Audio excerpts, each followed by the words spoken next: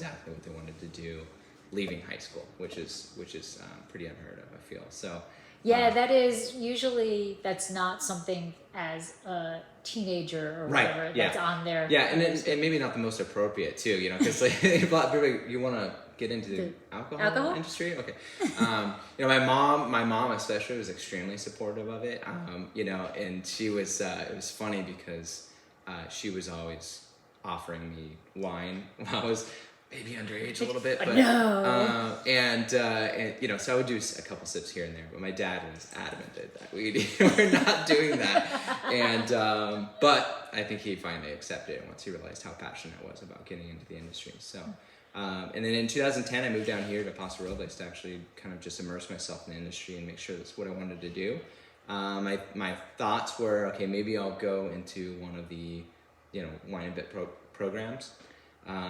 But I ended up finding a job at Sexton Winery, which is also down locally here, and never really looked back since then. So, and I've been really lucky to make it to where I am now.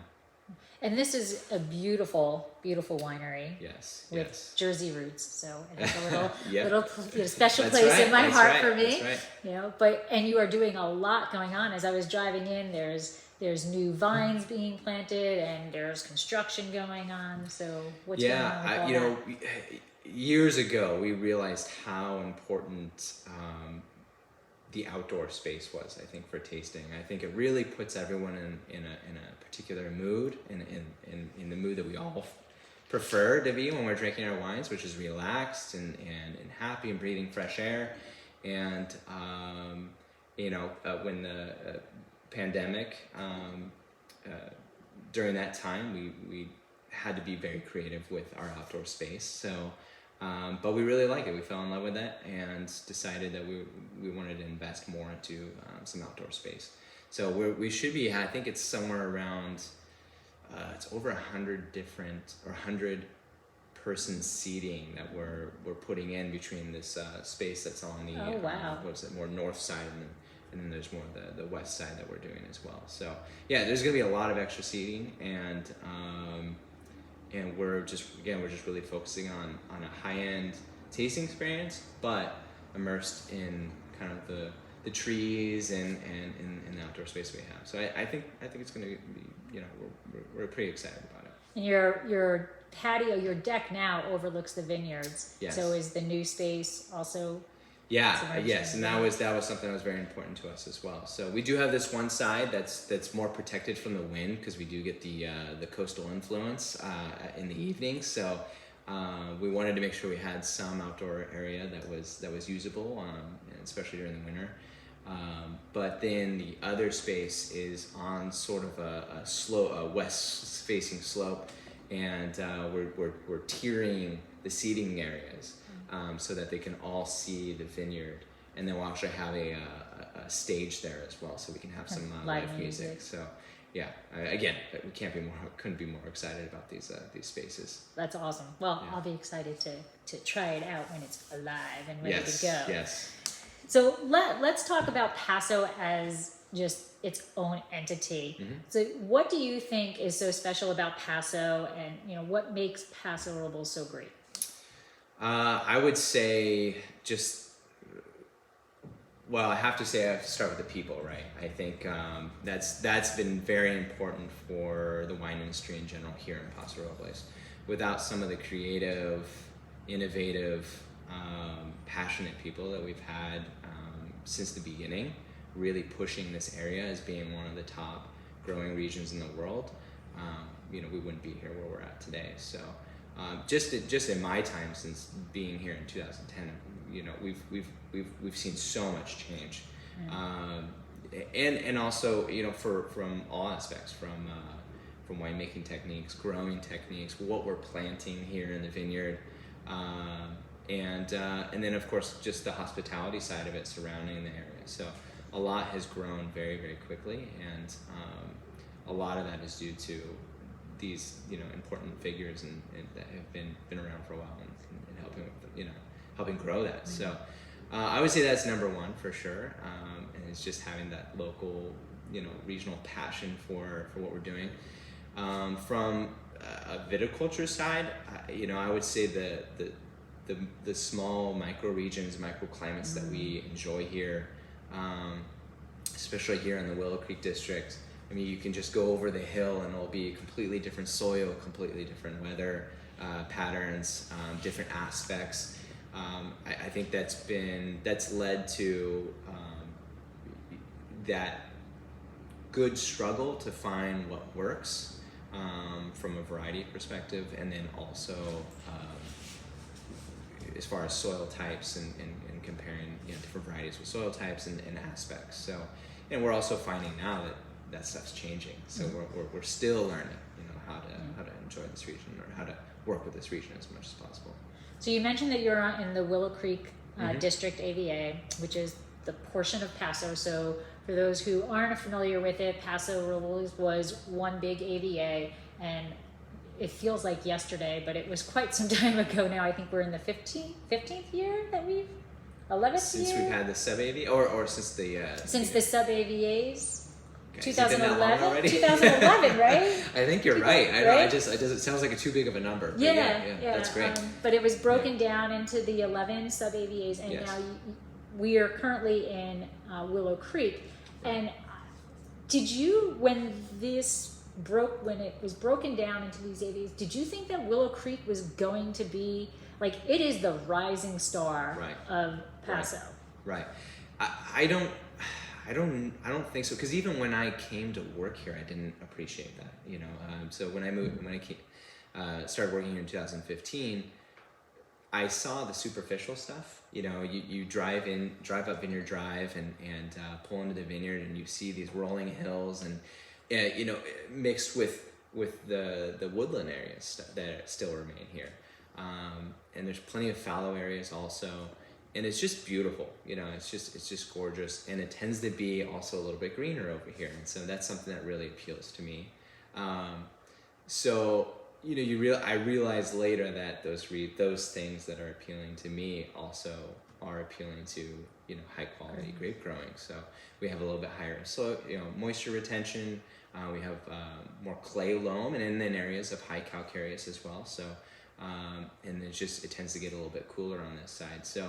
Yeah, I definitely was not aware that this would be one of the top regions, and it's definitely something I'm still learning as well. But yeah, there's so much potential here, and like we said, we were talking about before, there's even in the Willow Creek district, there's such diversity in soil and again how those little microclimates work with the grapes that you have planted. So yeah, no, it's we're pretty excited for the future of this area. It's actually one of the coolest climates inside Paso. Yes. Correct. Yeah. Right. Yeah, I think York Mountain is still gets a little bit more moisture, and I guess the way I envision is that coastal influence hits those mountains and dumps a lot of that water, and then we sort of get the next amounts, and then so on. So, but yeah, I think we're probably the second coolest, if not one of the first. Are you so. Winkler 2, 3? I always forget. I always forget, to be honest. Yeah, but it is, in terms of Paso, it's like the second coolest. Right? Yes. So what is your average temperatures during harvest? Forgetting this amazing spike that we had this past vintage. Right. Typically, what do you see during the day? We'll see. It's easier to almost just describe kind of our observations from the morning on. Our best growing seasons tend to be, we get that coastal fog in the morning, comes in the evening on the wind about 3 o'clock at night, and everything starts cooling down right about 3 o'clock. So even if it was 100 that day, you get the breeze coming in, and it'll drop 20 degrees pretty quickly, and then by that evening we can be down to 45, 50 degrees. So that's a big diurnal shift. Yes, it's huge. And the important thing is to, even on the hot days, let's say it does get over 95, or even on, let's say, an 85 degree day, we're still seeing pretty drastic diurnal shifts. So usually when we get in the morning, let's say on a harvest day, 6 in the morning, we're usually fogged in at that point, which is always a pretty exciting experience for me because I love the fog. I love the fog too. I think I love looking at it. I wanted to move to Morro Bay. Yeah. Because I was like, oh my gosh, you wake up every morning in fog. It's beautiful. And then the Morro Rock will come, you know. Yeah, you can't ask for a better place. And my husband's like, nope, too much fog. Too much fog. You're gonna hate what I have to say. So I moved to Morro Bay about 4 years ago from Atascadero because I miss the ocean so much. And yeah, not to make you too jealous, but I get to basically drive down into the fog every day after work, which I love. So, but it's a wonderful experience working in the fog in the morning and then watching it get pulled back out to the ocean and warm up right around 11 o'clock. We'll start seeing the temperatures go up. So by noon, we'll see, we can get up to, I would say on average, we're around 85 to 90. Obviously, this last year has been a pretty hot year. So, but what's nice is we don't normally peak. If we do have a really hot day, we don't normally peak until about 3 o'clock, and then those winds come in. So it's the temperature's here, but it's usually pretty brief. And those are the best vintages when we see that the periods are very quick of high temperatures, and then we get those breezes in. So. Obviously, the different vintages throw us some twists that we're never ready for. But this was actually an interesting year where we're starting to see the fog come back in the morning a little bit more than we did the previous 2 years. So, well, that's good. Yeah. That's good. And now the Willow Creek district is kind of nestled within, sort of hugging the Templeton Gap. Yes. So that breeze that comes in is coming from the gap itself. And in terms of Merlot, Merlot is a temperamental grape. Yes. And the fog can actually be very detrimental to Merlot. But because you also get that Templeton Gap, you have less of a concern. Right. Yeah, exactly. We we tend to have pretty low mildew issues as well with the Merlot. I think the soil, we were lucky to have our Merlot in a diverse area of the vineyard that spans high calcareous down to pretty dense and deep clay loam, and we have about 2.9 acres. So there's, depending on the vintage, there's always one part of that block that reacts better to what we're seeing from a weather perspective, and. So yeah, for me, I think without the fog, we would see much lower quality because it does help cool and keep those temperatures off early in the morning. And all of our vineyard here is planted northeast to southwest. So, and we're on mostly southwest aspect. So there can be a lot of pretty intense sun in the morning if we're not careful. So it's actually really beneficial for us to have a little bit of shading and a little bit of protection from that fog early in the morning, because we can get some pretty intense sun on that side. And then also just keeps the temperatures from being more moderate during the day, so the vines are seeing more moderate temperatures overall. And I think that also contributes to not only the intense color that we get off of this property, but also the higher acid retention that we tend to look for and expect. So, yeah. And now you said that you have Merlot and calcareous soils and then the clay. So can you kind of compare, contrast just pick a single vintage, but compare and contrast, what does that calcareous soil provide to the Merlot versus what the clay soils provide to the Merlot? Well, it's I thought I had a pattern established up until I think 2020, and it kind of flipped everything. But again, it's why we're very happy to have Merlot planted in these different soil types. Usually that calcareous is the highest quality, and it comes off early and first too. It's a little bit warmer, it's a little bit thinner soil, and so the Merlot is struggling a little bit more. The berries are a little bit smaller, and the clusters are a little bit looser. And there's just an intensity that we get from that soil, and it is sort of surprising that we also tend to harvest it earlier. So we'll have the highest color, most intense aromatics, good structure, and it naturally balanced a little bit lower yield too. And I think because we have that mixture of calcareous and then heavy clay as well, we have enough soil retention where we're not seeing that early shrivel that can happen pretty quickly with Merlot. You have to be very careful about going overripe with it. So as I said, most years, I would say in more moderate years, the calcareous section, which reminds me of a lot of those areas that you see in Saint-Emilion, a little bit higher, a little bit higher calcareous sections of the plateaus. Those will be our favorites. But when we get maybe either on the extremes, a little bit cooler or a little bit hotter, we can hang the Merlot in the clay loam a little bit longer. It has a little bit more moisture. It can handle the drought years a little bit better, and we can get just as intense and just as aromatic of fruit from those sections. So regardless, we find that we pick just this 2.9 acre block. We'll pick it sometimes 5 different times just to get what we need out of that block, and treat them as individual sub blocks, so that we're achieving our quality goals and making sure we're respecting that fruit properly. Now, bricks is not the be all of everything, right. But what are you looking for? So you're going through these vineyards and you're picking multiple times.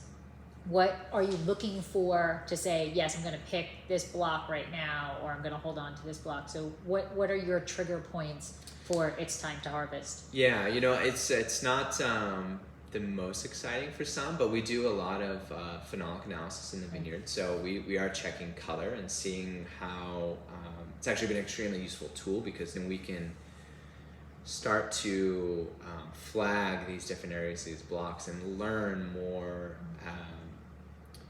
as to how they ripen just by looking at color.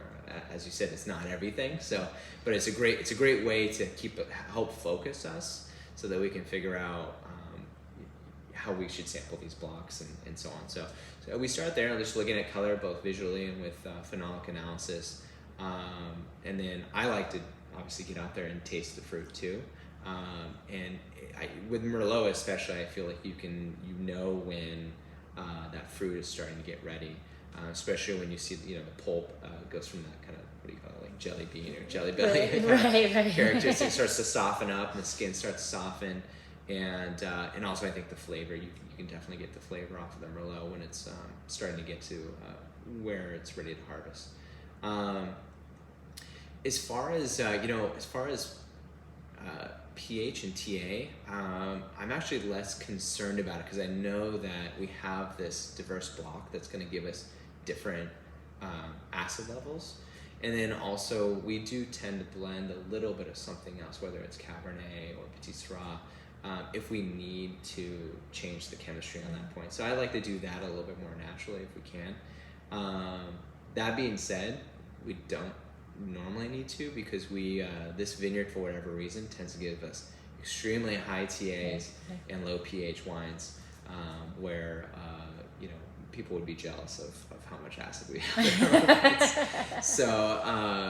So yeah, if anything, we're looking to soften it up by maybe blending something that's a little bit higher pH. But I like it. I think it's for me, whatever it comes in at, I'm happy with, as long as we get the right balance of tannin and color and flavor, and the rest we can work with. Right, absolutely.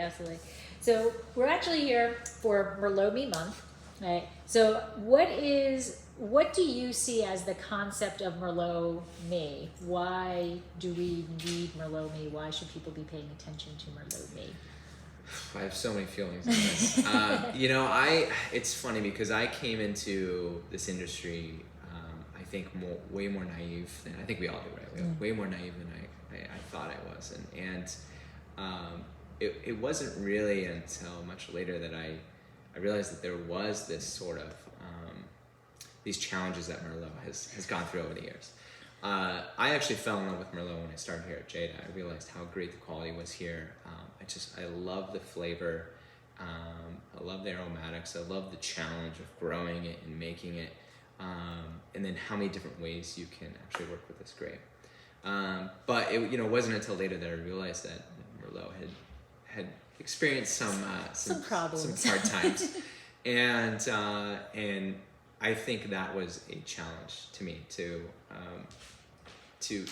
not only just speak positive things about Merlot to anybody and anyone who would listen, but also to just take it seriously as its own grape, because I really do think it is an excellent standalone grape. It does not have to be blended if you don't want to. It has great color, it has great structure, and I think if you respect the fruit, it really will give you what you're looking for, and will give you a lot back. So that's, from the Jada side, we've been really trying to, we make Merlot. We have very specific techniques we're using, specific barrels we're using. We're trying not to over oak it for sure, because I know in the past that has been one of the issues that some people expect. It's maybe too oaky. Yeah. It does like its oak, right? Yeah, and so it takes a lot of the oak on if you allow it absolutely, absolutely, and it does work well. And that's the thing; it can be very, very enjoyable. But for me, I really like the specific flavor and aromatic profiles of Merlot. It's just it always brings me back to some moment in my childhood when I can't really explain it, but whether it's baking pies in the home or something, or almost Christmas spices or something, right? So I think it's really important to showcase those things, and also showcase the versatility of Merlot, and just it's kind of a hard word, but like re-educate our customers and everyone out there that they're really missing out if they're not trying Merlot, especially nowadays. And I think there are definitely a lot, especially here in Paso Robles, which I was actually surprised after going to that tasting. There's a lot of people very passionate about Merlot. They're making small production wines in very different, distinct ways, and they're all great. So I think it's very important that people try Merlot and give it a chance and see what we've done with it over the last few years.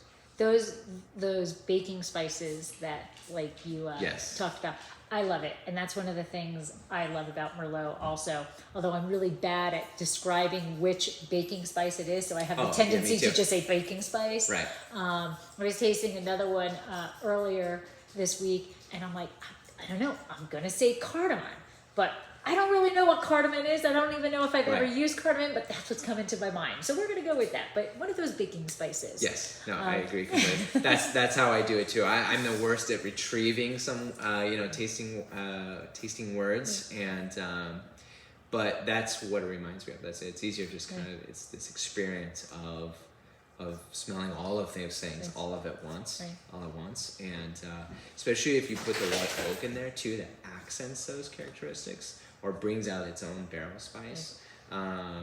It's just, there's nothing better than it. So And not that I am at all saying that Merlot should only be drunk in the fall, but to me it's a perfect fall wine because it just brings in the fall leaves, and not that we I think back to Jersey, all the colors that come in, like that's what Merlot does to me when I have it. Oh, I completely agree. It's a very cozy wine, and again, I don't want anyone to mistake that for it being rich and too rich or too soft or lacking structure in any way. It's cozy because it has this unique profile that I think again sometimes needs to be brought out and very carefully, but it's definitely a fun wine. And now, what is your barrel program for your Merlot? We experiment a lot, so we've changed it over the years. I've settled on a couple different cooperages that I really like.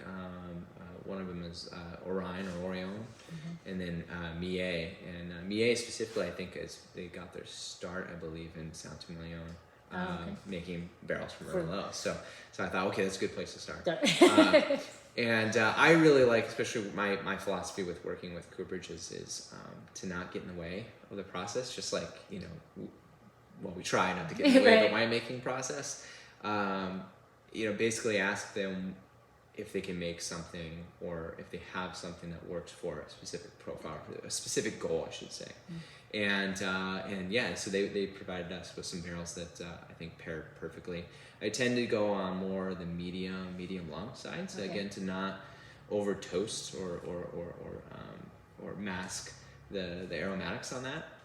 And then I'm mostly looking for barrels that help add structure and help round out the wine a little bit, and just lift it up overall. So again, that's kind of how our philosophy is with most of our wines, just not get in the way too much with the oak, add nuance, but always try to add character that makes you think, what is that, as opposed to that's oak. Right. You don't want to take it up to your nose and go, oh, okay, this is I know oak. what this is. Yeah, exactly. Yes. So I want there to be that question mark, that curiosity that you invoke, you're evoking our customers. So, and then we usually do around 30 or 40%. I mean, sometimes we'll go a little bit more than that, but I like to be on a little bit on the lower side for sure. And then also we experiment with larger format barrels, and we've done concrete in the past as well with Merlot, just to try it out. But that's got to be interesting. Concrete with Merlot. Yeah, I think it depends. It depends on the vintage. You know? Okay. Yeah, whether that's something that's gonna work or not. You know, we try not to be too dogmatic about how we make it, because again, that's what we're gonna discuss here today. Right. Every vintage has its surprises, and we have different goals with the vessels we're using as to how to treat that wine. So, yeah. And that's one of the things I think is so cool about winemaking, that people who are enjoying the wine don't necessarily understand that. But the fact that you take a vintage and you're like, okay, I'm looking at this vintage, this is what I'm bringing in. Now, you know what, concrete is going to be able to give me my desired, or you know what, I'm going to put it in larger barrels, or smaller barrels. Those are those so-called minuscule decisions that have a massive impact. Yeah, and happening all the time. And it's a great point you make, because there's definitely, as much as we talk about analysis and barrel cooperage choice, there's no recipe. And I think, I guess the recipe is there is no recipe, right? So as long as you wrap your head around that, you realize you have to be flexible from the moment those, I mean, really out in the vineyard too, but the moment those grapes get into the winery, how do I change my plan? You know, you start with something, a base plan, and then how do we modify this to work with what we're seeing in real time? So, and I think that's very important. That's why we have so many different types of vessels as well. We have 500 liter, we have multiple sizes of concrete that we're working with as well, just in case something works, we think something's going to work best that year. So, and then something I haven't talked about too is we also do a lot of co-fermentation in the vineyard. So we are making decisions, or co-fermentation in the tank, but we're planning that in the vineyard. You know, whether it's different sections of our Merlot block alone, or if we're doing, like, sometimes we've even done like a Merlot and a small amount of Petit Verdot coming out of the vineyard. Okay. Yeah. Nice. Just depends. Okay. So I'm a little thirsty. Okay. So I think it's a good time to start with the first one. You said the first vintage is 2018. 2018. So while you're pouring, talk us through what you think this vintage was like, and how you dealt with it in the.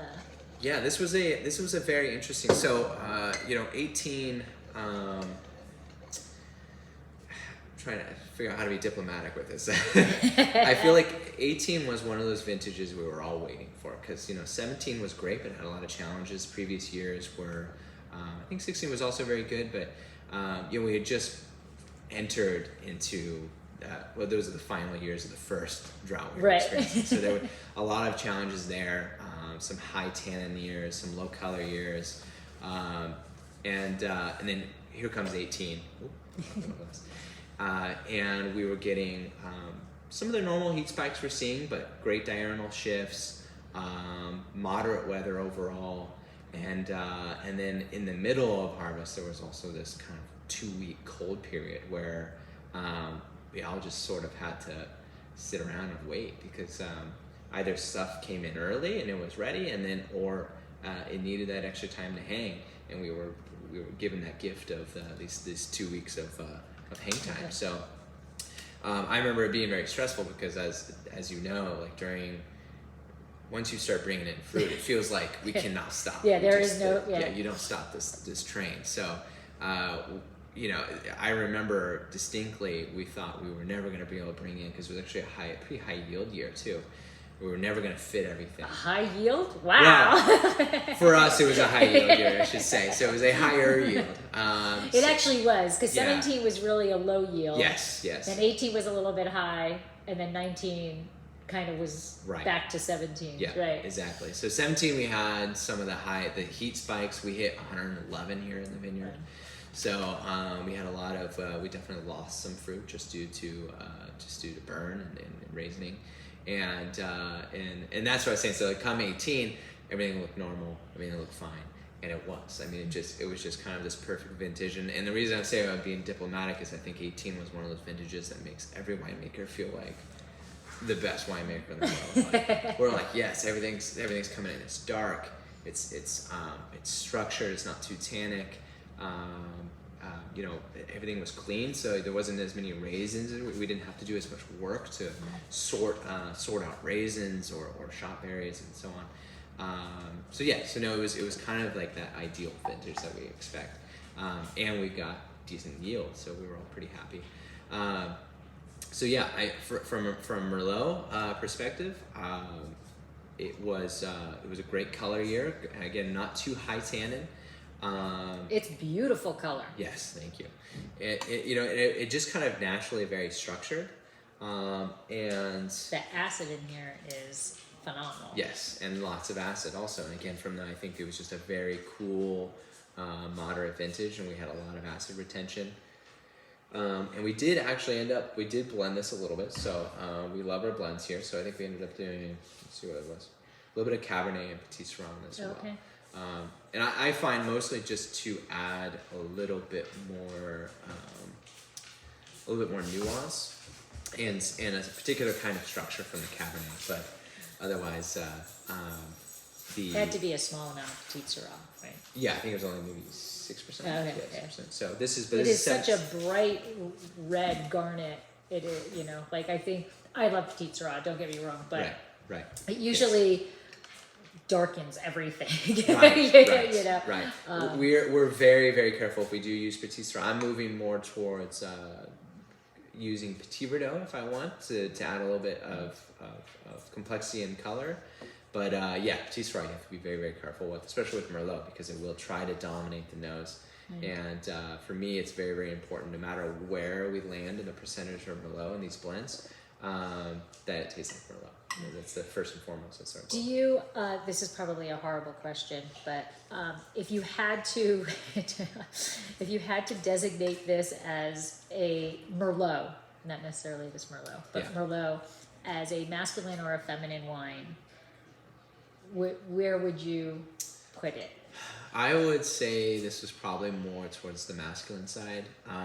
It's got a little bit more structure. I think that even could use a few more years. I would say give this 5 more years. It'd be really interesting to see it kind of on the other side where you're getting more of those tertiary qualities and in a little bit more softening of the tannin. I would say that's kind of the best way to describe it. And then also from an aromatic perspective, and you'll see as we go into the 19, it's very much Merlot, but it was a darker vintage, and we didn't really realize this until 19, but it has more of this kind of brooding, earthier, darker quality to it. That's the first thing that came to my thoughts when I smelled it, was the earth of it. Right, exactly. And again, going back to Merlot and fall, it's not just earth, it's fall earth. It's, the leaves are on the ground, and they're, Yeah, exactly. that's in there. And then it is dark fruit, and Merlot can has a huge range of what flavors Yeah. it can give out. Yeah, no, and that's what is you have that core. I mean, we've seen some that are very floral and on the fruitier side, and then you get kind of this more earthy side. And so again, you'll see as we kind of go into the 19, it's to go back to the 18.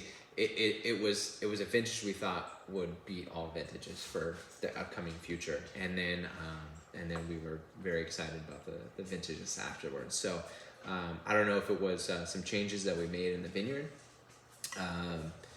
Definitely just trying different techniques. We've definitely been trying to limit the yield on the vine to make sure that we're balancing everything perfectly.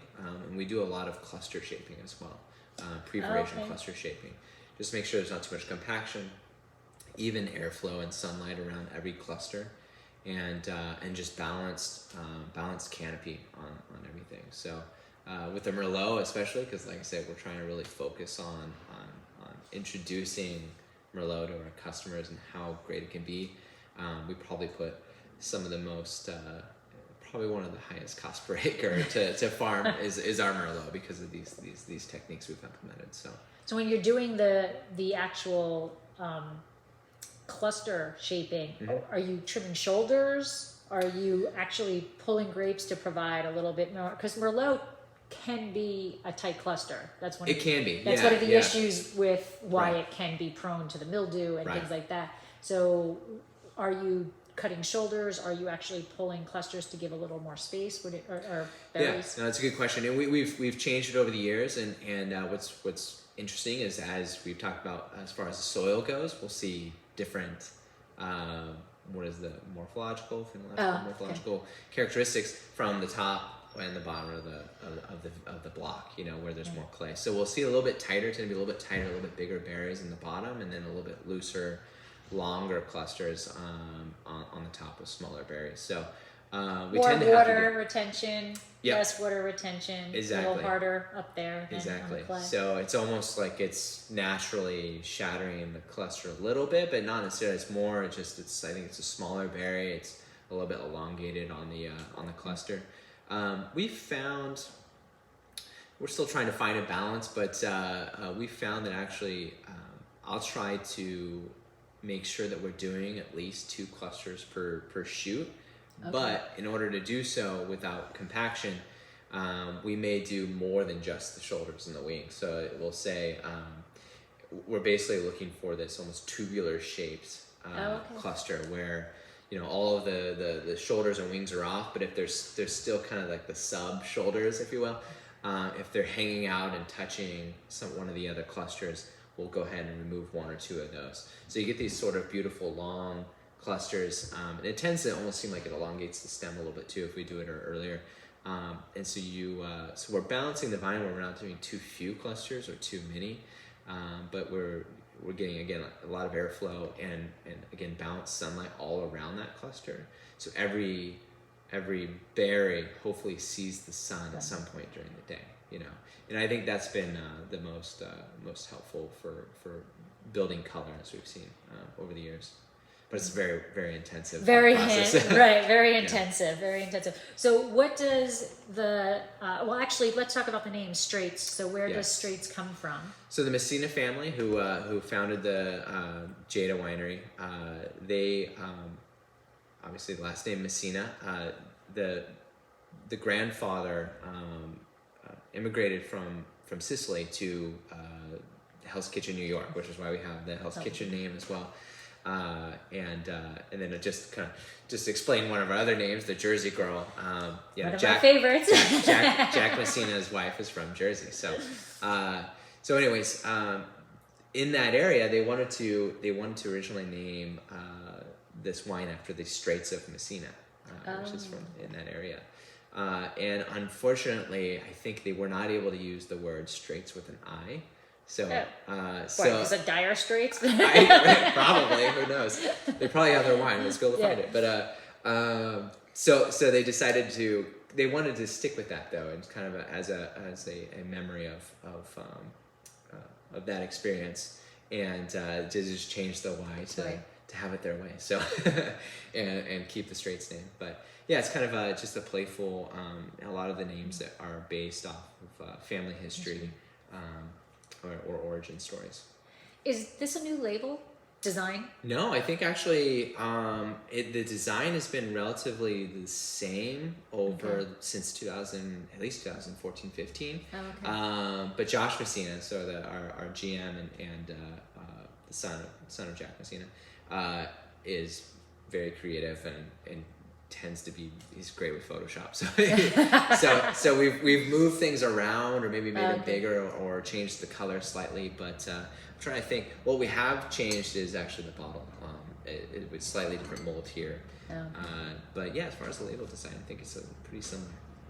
You purposely changed the bottle, or because of supply chain? We wanted changed the bottle? No, actually, well, yeah, I know, it's a great question. We actually were had a great sales rep with our glass supplier, and she was very adamant that we stay on top of our ordering. So we were lucky enough to avoid the worst of that. We definitely had to delay a bottling. I think it was in 20. We had to delay a bottling, but or postpone a bottling, but it wasn't too much of an issue.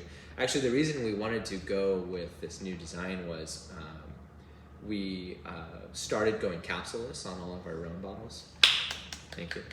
Yeah, we love it. I mean, we don't see a way going back. So we started moving towards that, and we went, how can we do this with the Bordeaux bottle? We tried it with the original mold, and it just doesn't quite have the same look. So we went with this more tapered style shoulder here, and no capsule, and looks great. So yeah, that's the small. I have been on a rampage for years to go capsule-less. Yeah. I just don't get why. Like, I understand why there were capsules. Like historically yes. Why there were capsules, but in today's world, there's really not a reason to go to have that. Yeah, we're not. What is it? We're not storing our wines in these damp cellars where the rats are and all of that, or you hope there's no rats or whatever, right? And I just, it's better for the environment. I'm sorry, don't want to put the capsule people out of business, but No, and we were, as you know, bottling prep is one of the more stressful times of the year, and trying to make sure you have all of these different things lined up, and they're all going to arrive not too early and definitely not late. So, we were buying from Rollandine, which is, it's a wonderful company providing tin capsules, but that means we're either shipping or flying these capsules over from Spain. Right. And, looking at it now, it doesn't make sense as far as everything, the costs carbon emissions, exactly. Everything. So, we're trying to move towards a more sustainable, being a more sustainable winery and focusing down on even the small things. So no, that was an important step that we've made over the years, and we've so far been very, very happy with it, and everyone gets to see the cork, Right, absolutely. We did redesign our cork. Yeah, you kind of do have to. You have to do that because you have to let people know. Oops, we didn't forget something. This is the finished product, right? And one of the nice things too, because I think the capsules, I don't know what they are now, but these tin ones are 20, 30 cents a capsule, which adds up pretty quickly. And we said, okay, if we can save that, and we can maybe upgrade our cork a little bit. You start focusing on other things that maybe you were not doing because you're just adding to the cost of the packaging. So,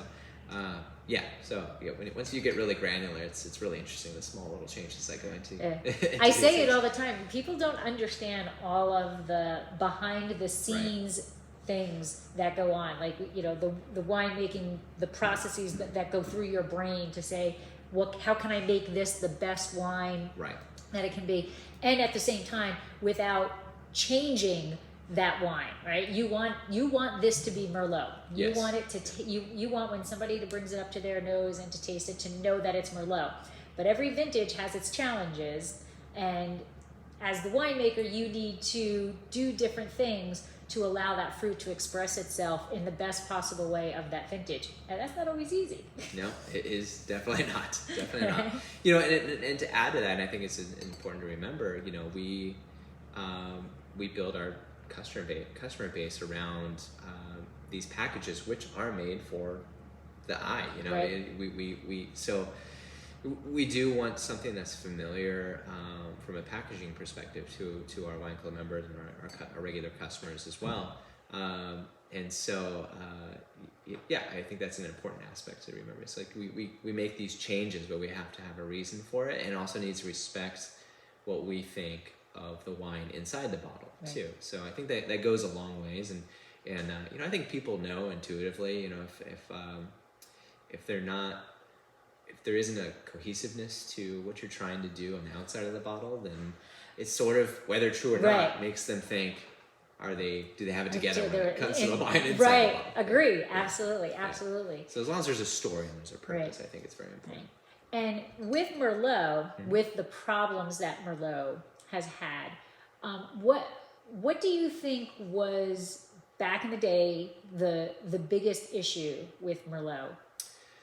You know, I have my opinions for sure. So, but I also have not probably done the research I should have. Okay. I'm basing this a lot off of hearsay and what I've heard from not customers especially, but also you know, people who've been in the industry for a while and seen these changes. I think that Merlot, we've touched on this a little bit. Merlot lends itself so easily, like you said, to either the oak you put it in. It lends itself to being very rich and luscious, and maybe even you know, you leave a little bit extra sugar in there, and next thing you know, it's kind of the easiest thing to drink in the world. So it's very easy to go a little bit crazy with some of those things, and kind of lose your way with it, because it is an elegant wine or a grape, but it's not going to dominate if you try to cover it up with anything. So I think one is maybe we lost our way with a little bit of how to respect the fruit, specifically with use of barrels. We maybe lost our way with how to grow the grape and kind of the best environment for it, the best soils. So because it was doing so well, I think there was a lot of fruit that got planted, a lot of Merlot that got planted at the time, and it got planted everywhere. So next thing you know, when that happens, Merlot starts to lose its distinction and sense of variety and varietal character, and I think that the customers maybe experienced that as well, that they were slowly not seeing what Merlot's potential could be and what it was supposed to be, because there was a lot of fruit just getting blended from different soil types and different regions, and then again maybe being masked by maybe not the right barrel choices and so on. So I think that and then that of course led to the downfall or the decline and of course there was this movie and so on that we won't necessarily talk about, but I'm not sure how much of an impact. I think maybe there was a lot of things that happened all at once that led to the decline of Merlot. And I think once sales went away on Merlot in the general marketplace, Merlot got pulled out and started getting planted, you know, in its place, whether it was Cabernet or something else. So I call Cabernet Sauv the bully. Because it came in and it was because it came in, no matter what's planted, it gets ripped out and Cab gets planted. Right? It replaces everything. And you know, Merlot got pulled out, and we're gonna put Cab in there. And you know, we're gonna pull out Cab Franc, and we're gonna put Cab in there. It's like everything gets pulled out, and what goes in is Cab. So it's my bully wine. Yes. So that makes total sense. So I think, you know, as a non-wine historian, that'd be kind of my perspective, and I think that the lasting impact has been that so much Merlot got pulled out so quickly, and we sort of all collectively lost. You know, there was a few remaining who wanted to make great Merlot and who kept making Merlot, but we're wandering back into it now. And so my one worry for the future is we just have to make sure, and I'm gonna put this on the customers, make sure you know where you're getting your Merlot from and what their story is, who's making why they're making Merlot, and we can all together make sure that we don't repeat what we experienced in history, and because I know I hope there's going to be a trend towards drinking more Merlot, but I hope so too. Yeah. I hope so too. What's the next vintage? Next one, 2019. 2019.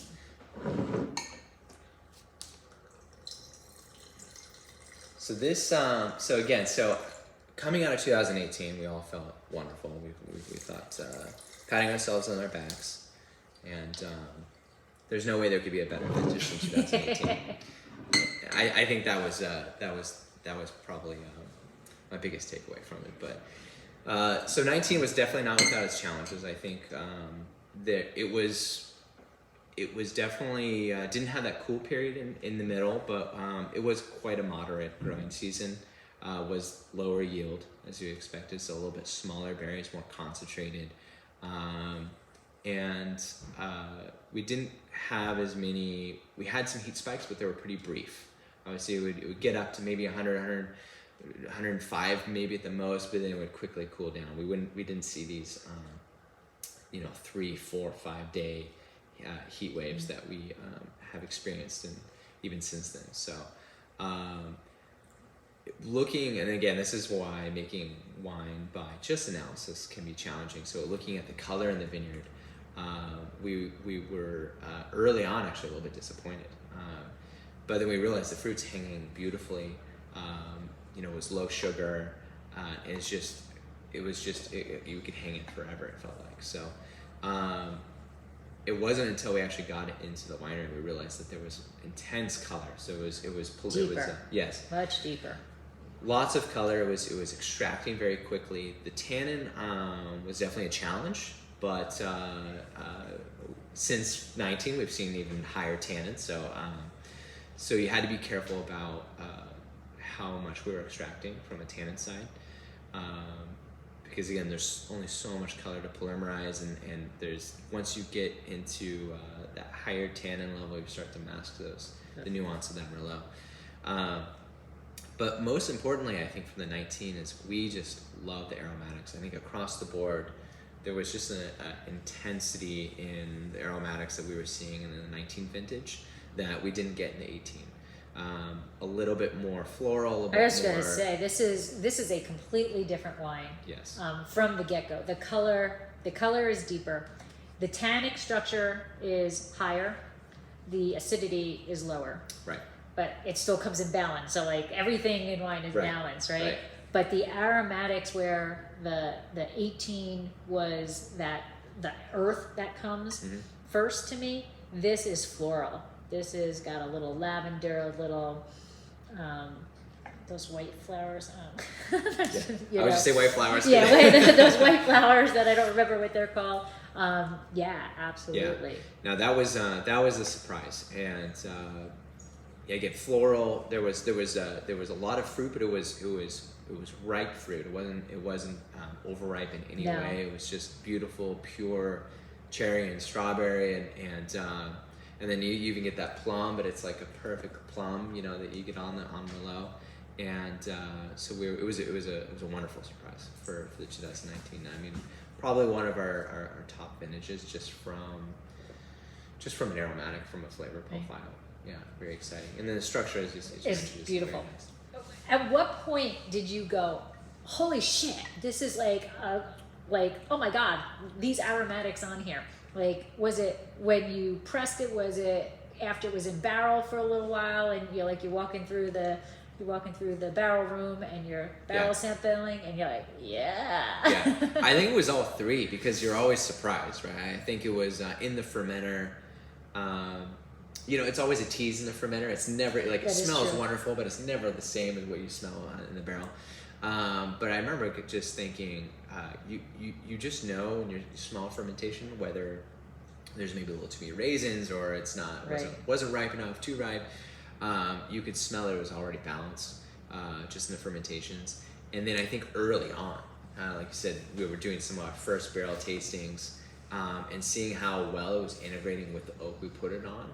and just it was sucking up the oak in a good way, and still just so intensely aromatic. So yeah, I think we knew pretty early on, and then also from a color perspective, especially watching it in the press, and you load it up in the press and you see it come out and you go, I don't remember where did that come from.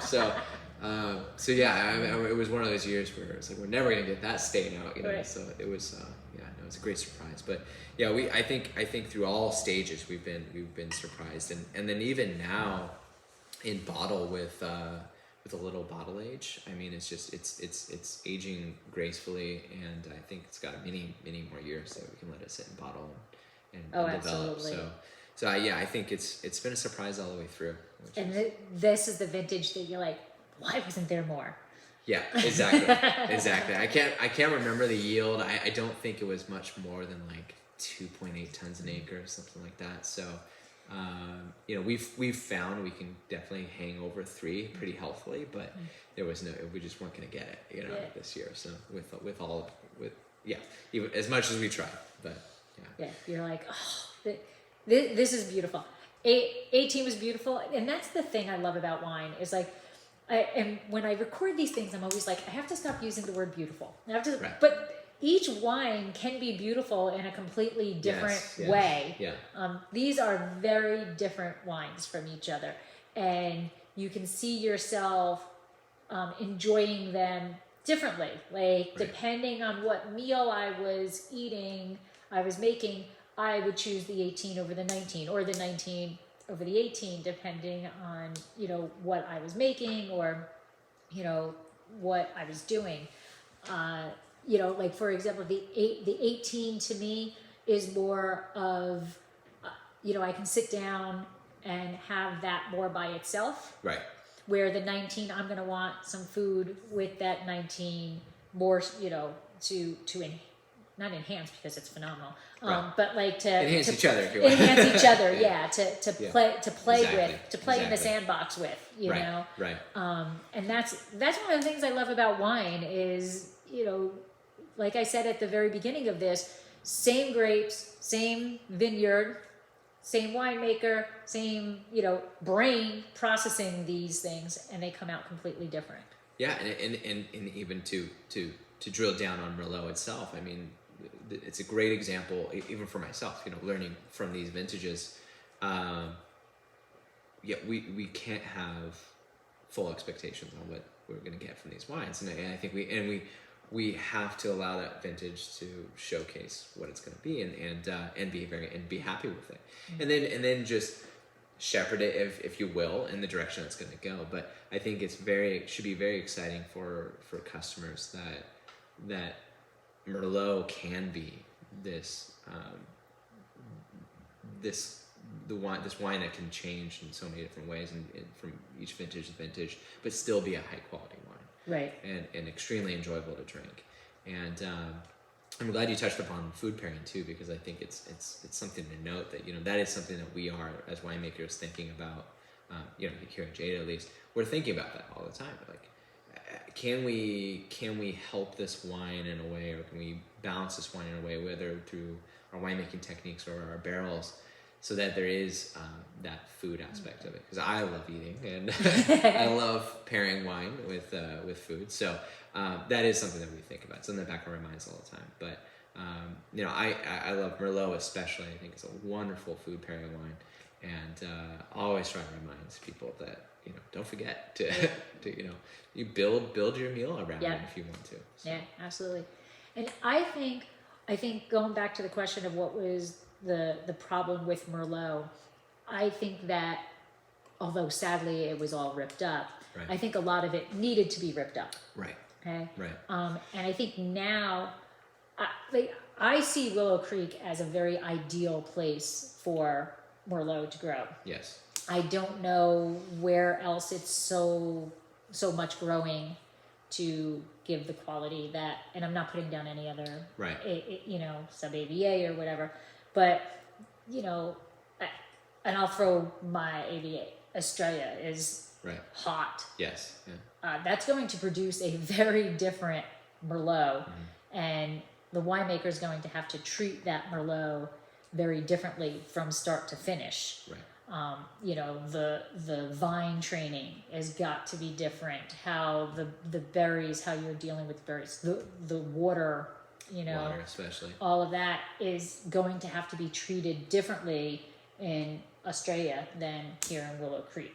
And they both can give phenomenal wines, but they need to be treated differently.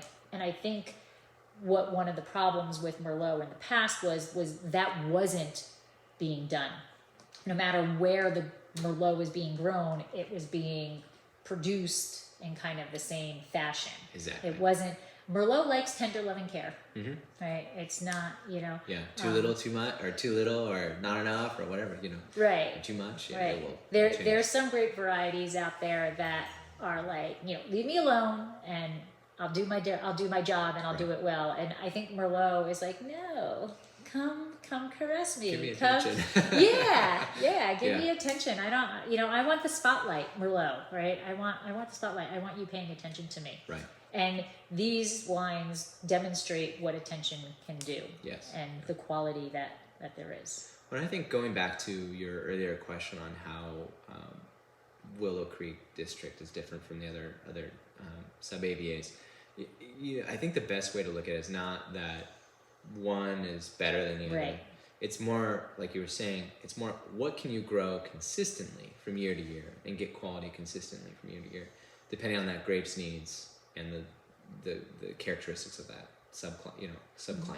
So I think Willow Creek District is positioned very well to grow year after year high quality Merlot. Especially if you're lucky like we do, and we have different soil types and different water availability and elevations within the same vineyard. Right. I mean, I would definitely, push for more Merlot to be planted in Willow Creek. Of course, like part of me doesn't want to because we want the best Merlot in Willow Creek. But yeah, I think that being said, you go just north, go to Adelaida District, and they have soils, they have aspects, they have just its different temperature range that's going to work way better for some other varieties that we can do, but again, from year to year, we may not be able to nail it every time. So Right. I think that's an important characteristic for I think people to understand this. Right. Yeah. And that's any grape variety. That's not just Merlot. Right. That's any grape variety. You have to plant it where it wants to be, where it can be happy. Because I think that a winemaker's job is to, I loved what you said, shepherd it versus force it. Right. And I think old Merlot was forced. Yeah. And I think the people who the winemakers who have loved Merlot and have stuck through this whole thing and are, in the forefront of creating these incredible Merlots, they have a passion for it and they are shepherding it. They're Mm-hmm. guiding it versus, or more so they're listening to it Right. versus telling it what to do. Right. Yeah. Yeah. Yeah, no, it's great because around here, it's funny to, it's not a grape you hear about, right? So it's where did you find that Merlot? That's grown here. Yeah, right. So it's Really? some small corner. Again, that's a remnant of when there maybe used to be more, or and a lot of small producers are getting their hands on it, and again, maybe modifying a little bit of how it's being grown and bringing it back to the winery and changing the winemaking techniques and showcasing it. So I think it's just, there's been this great change over the last couple of years that we couldn't be happier to be a part of. Absolutely. All right, so let's try this last vintage, and then I'm going to give you a question that has stumped some previous ones. Some, okay. Some. I think it wasn't so much the question stumped them; it was the spur of the moment. Okay. Yeah. So It'll probably get me. I know it now. I'm not good with these. So this is 2020. 2020. Woo. Yes. So we can talk a lot about the 2020 vintage. 2020, Oh absolutely. my goodness. So we did, it's still a blend. We did 81% Merlot though. My goal over the years has been, I always start with how can I make it as close to 100%, and then from there I tweak it just because we're looking for a little something, right? Okay. So I love blends. I have to say it again, but But I also love showcasing. Ooh, that's a whole different wine. Yeah, completely different wine. Sorry, go ahead. So yeah, 2020 vintage. So talk about 18 was the vintage that made every winemaker feel like a winemaker. I think 2020 made everyone feel like they had no idea what they were doing. So, I mean, on top of the fires, the smoke. You know, I like to be just extremely honest with our customers about what we experienced in this vintage, because it was something else. I mean, there were days where we didn't want to go outside the cellar because our lungs hurt. Right. You know, it was so smoky in the air. So something that we had to be very, very vigilant of throughout the whole process. Thankfully, Merlot was one of the varieties. I think we got it off a little bit earlier. It's a little bit earlier variety. Didn't seem to be as affected, if at all, by the smoke issues. But we ended up cutting about 50% of our program for all of 2020. So it will be a small vintage. I'm sorry to our wine club members and our customers, but we want to make sure we give them everything, the best wines that we can. And but it was also on top of that, it was also quite a warm year. You know, start out warm. This is redder fruit. Yeah. Yes, it is. Is that a word? Redder. More red fruit. But that was what's really interesting about it. So I think we didn't quite get as much color necessarily. I mean, it's still quite dark vintage for us. But what I did see was there was actually still quite a great aromatics, but a little bit fruitier. It is definitely licorice. Yeah. Also. Definitely redder, and there's more of that. Yeah, exactly, that cherry, licorice, more on the more ripe, not too overripe side of it. But it's not green. Right. Like there's no. And not as earthy or spicy as maybe like 18. So, and that was something that we wanted to know, because we knew going into this we were going to have a decent amount of tannin. But we had to be careful, so we had to press a little bit earlier on a lot of these. And we wanted to sort of focus on the fruity aromatic profile of this wine. And we were pretty happy with it, because it actually, especially in the glass right now, it really is pretty an intense. Yeah, there's that word again. Beautiful. Yeah. When you processed it or when you pressed it, did you do a lighter press because you were worried about smoke? You know, we didn't, because we did as much analysis as we could in the vineyard, and but we knew that once we embraced it, we had to make a red wine. We were going to make the best red wine we could, and I think that most of the studies are showing that you know, if you did really any fermentation that was at all warm, or you know, you were on the skins for a period of time, if you had a smoke taint issue, you're going to have it no matter how. So I think we did our normal. We tend to do pretty light first fraction anyways. So our free run is whatever drains off the tank, and then just gently press in the tank for not too long, and that's our free run fraction. And then the press gets separated. And I think in this case we actually did use only the free run portion of the Merlot anyway. So, but I think that was more out of just what we were tasting and what we preferred for this wine. But we knew we wanted to make sure that it was soft and rich and not overly structured, and again focus on the complexity of the fruit in this vintage. And I really like that kind of there's also something sort of blue to the fruit. I don't know how to describe it. A little blueberry. Yeah, there's like a little blueberry. But which is strange for it. But again, it's more focused on kind of the very, very different than the 19 and 18 are closer than 20 is to either of them. It is definitely more on the red, where the other ones were more to the darker fruit. Right. This is more to the red fruit. There is absolutely no smoke in there at all. Great. Yeah, that's so I found actually, which is as the winemaker sucks.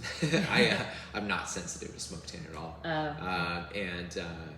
You know, a cork taint, great. I can pick it up. You can pick that out. I pick it up pretty quickly. But smoke taint, not at all. So you know, we went into this again, basically pretending like we've never made wine before. that we have no egos, and we had everyone we could taste these wines. Before, during, after we blended them, and just to kind of narrow it down to what we were comfortable with. And I found Nate. You met Nate, our assistant winemaker. He's very sensitive to it. Okay. And he almost has like more of a. It's almost like TCA at a really low level where you know it's there, but you can't like quite pick it out at the same time. There's definitely some varieties that showed it more than others, and I would see it as maybe almost like, again, like cork taint, where it's muted the fruit, and I can see that part of it, and then he'd be like, that's not very good. so I go, okay, I will trust this. So now, thankfully, again, like overall, we were pretty low levels across the board. A lot of varieties, like again, Merlot, Cabernet, very, very, very clean. Like there's no issues with those. I'm trying to think. Definitely. Some of our Syrahs, I mean, no problem. Really? Yeah. Because Syrah takes it on big time. Well, where we did see some issues was more like Grenache, Graciano, things like that, which was very surprising. I didn't expect that. And Petit Verdot. So. Petit Verdot makes sense. Yeah. So we ended up not making one of our wines for this vintage, just because, and it was probably going to be one of the best vintages. I shouldn't be saying this because it's sort of a teaser. It was probably one of the best vintages of Petit Verdot we've ever made. Yeah. It was a wonderful wine. It tasted great, and then like right at the end, you're like, oh, that's weird. So, so hopefully, fingers crossed, we don't experience this anytime soon. We hope not. But but again, I think as far as the vintage goes, we made the best of what we had, and ended up being some of these varieties showcased really, really well. And I actually like the structure on this wine. The 2020 is actually pretty nice. It's softer. It's not maybe not as big, but it's pretty balanced. And I think give it another year in bottle, and it'll be. I mean, this is a 20, so it's a year younger than the 19. So far, I'm pretty happy with it. Yeah, it's definitely a lighter wine, and the spectrum is more pushed towards that red fruit versus the darker fruit. But the acidity is bad. The acidity is high. Yeah, and we did see that. And despite the warmer, kind of overall warmer weather, we still had pretty great acid retention. Mm-hmm. In fact, we joke, but it might have been true. Some of those the worst hot days were the days that the smoke was the thickest, and so I think the fruit was able to survive. And it cooled down quicker because there was not enough sunlight coming through. And we have our 2 weather stations that measure the solar radiation. You can actually see those days, massive drop in solar radiation. So you expect if the machine's picking that up, the fruit's not getting the intense sunlight, but they're definitely still getting UV and other things. So it's still ripening. It's just not as fast as it otherwise would. So I mean there was some interesting positives and lessons learned in 2020. That's for sure. Yeah, we always have to learn the lessons. Yeah. Right. We hope we don't have to use those lessons from 2020 ever again. But yes, absolutely. All right. So here's my question. Okay. That if you wanted people to leave this interview with 3 facts about Merlot, what would they be? 3 facts about Merlot. Yeah, that you want them to walk away from with. I think along the lines of what we've talked about already, that it can be a very nuanced, structured, standalone, beautiful wine that should be a part of your cellar. I think that's one. Let's see, so three things I want customers to know. We can do 2. We can do 2. I've let others do 2. I would say, you almost want to think about it as, I think it's more of an interesting fact. It's like, for me, it's like Pinot Noir, where we always hear Pinot Noir is so hard to grow, so hard to make, so temperamental. And I think that is something to be almost respected, and understood and appreciated of the variety. If it is respected and treated well, it just yields amazing results. So I think be excited about that and learn where you're getting your Merlot and why they're making it and how they're making it, and get engaged and excited, and how what that wine really means. Let's see. Thirdly, I would just say that I don't know. This is kind of similar, but as a small producer, we're always trying to teach our customers and what we're trying to do. But I would say we are definitely trying to get the message out that Merlot is back, and please encourage your friends and family and yourselves to give it a try again,